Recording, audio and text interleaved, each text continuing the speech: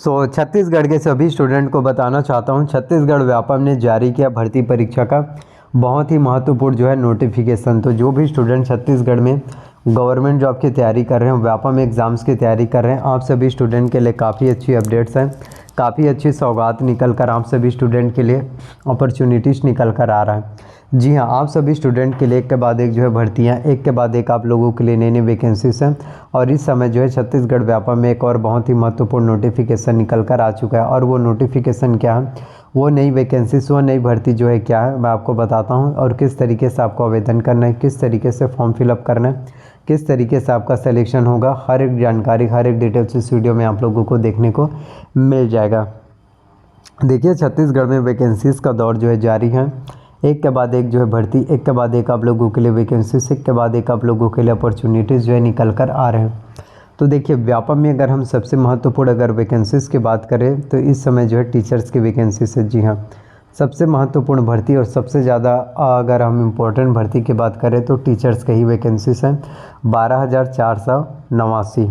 जी हाँ, छत्तीसगढ़ में 12,489 पदों पर जो है छत्तीसगढ़ में शिक्षक की भर्ती होना है, जो कि काफ़ी ज़्यादा इम्पोर्टेंट है। और लगभग 80,000 स्टूडेंट ने CG टेट एग्ज़ाम्स को क्वालिफाई कर लिया है। तो उनमें से हर एक स्टूडेंट अब यही सोच रहे हैं, क्योंकि 18 सितंबर को आप लोगों का टेट एग्ज़ाम्स कंप्लीट हो चुका है, 21 अक्टूबर को रिज़ल्ट आया। लेकिन कहीं ना कहीं आपके जो है आरक्षण की वजह से, आपके आरक्षण मामले की वजह से भर्ती परीक्षा पूर्ण रूप से सही तरीके से नहीं हो पाए, जिसकी वजह से काफ़ी ज़्यादा स्टूडेंट परेशान हैं, हताश हैं, परेशान, निराश नज़र आ रहे हैं कि यार हमारा सिलेक्शन हो पाएगा या फिर नहीं हो पाएगा। अब मैं आपको बताना चाहता हूँ कि बस कुछ ही दिन का इंतज़ार कर लीजिए, आप सभी स्टूडेंट के लिए जो है टीचर भर्ती परीक्षा का नोटिफिकेशन जो है होने वाला है। बस अपना तैयारी, जिस तरीके से आप तैयारी कर रहे हैं, बस उसी तरीके से कंटिन्यू तैयारी करते रहना, उसी तरीके से कंटिन्यू मेहनत करते रहना, आपका सिलेक्शन ज़रूर हो पाएगा। अगर आप इस इंतज़ार में अभी बैठे रहेंगे कि नोटिफिकेशन आएगा तब तैयारी करूँगा, तो आपकी तैयारी बिल्कुल नहीं हो पाएगा। अब मैं आपको बताता हूँ सिलेबस के बारे में, शिक्षक भर्ती परीक्षा के बारे में। निगेटिव मार्किंग होता है, 150 क्वेश्चन पूछे जाते हैं, ताकि आपको टीचर भर्ती परीक्षा से रिलेटेड हर एक कंप्लीट जानकारी मिल पाएगा। तो आप लोग देख सकते हैं शिक्षक टीचर भर्ती परीक्षा का सिलेबस और एग्ज़ाम पैटर्न है, काफ़ी ज़्यादा इंपॉर्टेंट होता है आपके एग्ज़ाम्स के लिए। बाल विकास एवं शिक्षा शास्त्र से एग्ज़ाम्स में 30 अंकों के 30 प्रश्न आएंगे, सामान्य हिंदी से 25 अंकों के, सामान्य अंग्रेजी से भी 25 अंकों के, मैथ्स रीजनिंग साइंस से 30 अंकों के, सामाजिक से सोशल साइंस, सोशल और सर्विस सामाजिक अध्ययन से 20 अंकों के, कंप्यूटर से 10 अंकों के, और जनरल नॉलेज सामान्य ज्ञान GK से भी 10 अंकों के प्रश्न पूछे जाते हैं। तो देखिए, टीचिंग जो होता है, टीचिंग का जो क्षेत्र होता है वो काफ़ी इम्पोर्टेंट होता है। इसमें आप जो है लर्न अर्न दोनों होता है, आप बच्चों को सिखाते हैं और उसी के साथ आपको एक अच्छा सैलरी मिलता है। शिक्षक का एक मेन दायित्व होता है बच्चों को एजुकेट करना, बच्चों को अच्छे से अच्छी जानकारी प्रोवाइड कराना।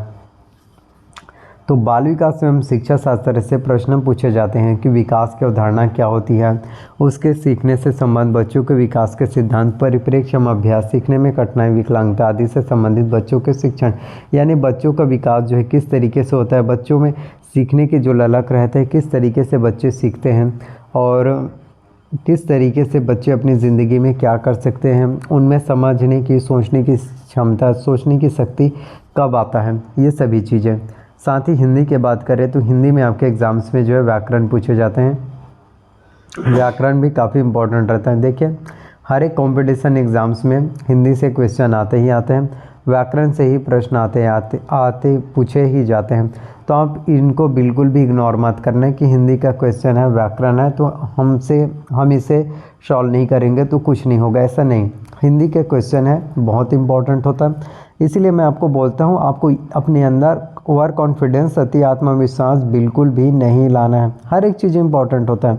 अब अगर आप सोचेंगे कि छोटे छोटे चीज़ें रहते हैं जो आसान से रहते हैं, उस पर मेहनत नहीं करेंगे, यही तो आपकी भूल होता है, यही तो आपकी सबसे बड़ी गलती होता है। जिन चीज़ों के बारे में आप ज़्यादा जानते हैं, उन चीज़ों के बारे में आप में ओवर कॉन्फिडेंस आ जाता है। आप ये नहीं सोचते कि उन चीज़ों को मैं 100 में 100 नंबर ला सकता हूँ, ताकि उनके बारे में मुझे कंप्लीट नॉलेज है। तो ऐसा नहीं है कि 1 नंबर भी आपका न चुके। तो आप क्या करते हैं, हिंदी का तो मुझे पता है, हिंदी तो वैसे भी हिंदी है करके आप इस पर ध्यान नहीं देते, बाकी सब्जेक्ट पर ध्यान देते हैं। और हिंदी में आपका अगर 30 अंक के क्वेश्चन पूछ रहे 30 नंबर के, तो इसमें आपका कितना नंबर आता है, 5 से 8 नंबर आता है। यही आपकी ओवर कॉन्फिडेंस के वजह से होता है।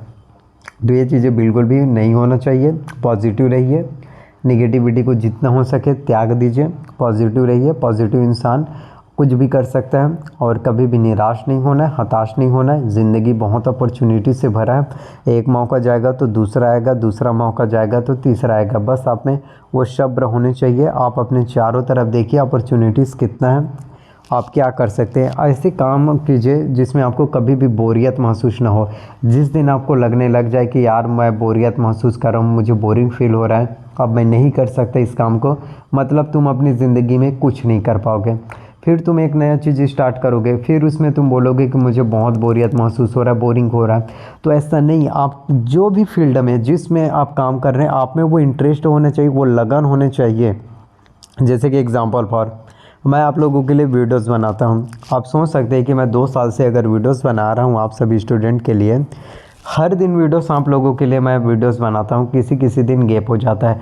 तो अगर मेरे अंदर वो कॉन्फिडेंस नहीं रहता, अगर मेरे अंदर अपने काम के प्रति अगर इंटरेस्ट, अगर मुझे अपने काम के प्रति अगर प्यार नहीं रहता, तो मैं आप लोगों के लिए कहाँ से वीडियोस ला पाता हूँ? ज़रा सोच के बताइए ना, कहाँ से आप लोगों के लिए मैं वीडियोस ला पाता है। लेकिन मेरे अंदर अपने काम के प्रति वो जुनून है कि हाँ, मुझे नई नई जानकारी देना है, मुझे नई नई वीडियोस आप लोगों के लिए लेकर आना है। तो कैसे भी करके बस उसी जोश जुनून के साथ आप लोगों के लिए वीडियो प्रेजेंट करता हूँ। वरना तो आप 2 महीने 3 महीने ज़्यादा से ज़्यादा कितना भी आप में अगर एक सब्र अगर कॉन्फिडेंस रहता है, 4 महीने ज़्यादा से ज़्यादा आप वर्क कर लेते। 4 महीने के बाद जो है आप में से लगभग जितने भी वीडियोज़ देख रहे हैं या जो वीडियोज़ नहीं देख रहे हैं वो भी क्विट कर देते हैं, वो भी नेवर गिव अप सोचते हैं, लेकिन गिव अप करके जो है छोड़ देते हैं। लेकिन नहीं, आपको अपने काम के प्रति प्यार होना चाहिए, अपने काम के प्रति जिम्मेदारी होनी चाहिए, काम के प्रति आपको लॉयल रहना होगा, तभी आप वर्क कर पाएंगे। वरना आप किसी भी चीज़ में खुश नहीं रह पाएंगे। आपको फिर लगेगा यार ये मैं नहीं कर पाऊँगा, बहुत हो गया वही चीज़ें। तो वही चीज़ें को और अच्छे से कीजिए ना, और अलग उसमें नई जानकारी, उसमें कुछ नया एक्सपेरिमेंट कीजिए, उसमें कुछ नया शोध, कुछ नया जानने की और आप में वो जज्बा, वो चीज़ होनी चाहिए, तभी आप कुछ नया कर पाएंगे। तो जो यूनिक करेगा, जो नया करेगा, वही ज़िंदगी में कुछ करेगा, और जो वही करता रहेगा मतलब उसकी ज़िंदगी वही का वही रह जाएगा।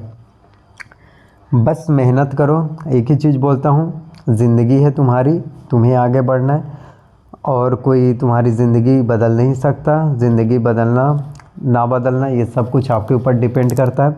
किस्मत के भरोसे बिल्कुल भी नहीं रहना है कि किस्मत रहा तब ये होगा। किस्मत असल में कोई चीज़ होती ही नहीं है, ये सब कुछ हमारे ऊपर ही डिपेंड करता है। मेहनत करेंगे सफल होंगे, मेहनत नहीं करेंगे तो असफल होंगे।